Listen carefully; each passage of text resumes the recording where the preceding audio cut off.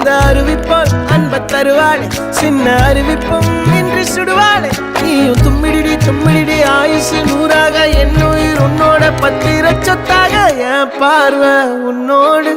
உன் பொம்மை கண்ணோடு பேசாமல் விண்ணோடு நாம் மிதந்து போவோம் காதாரா அடியாளோ நான் தாங்க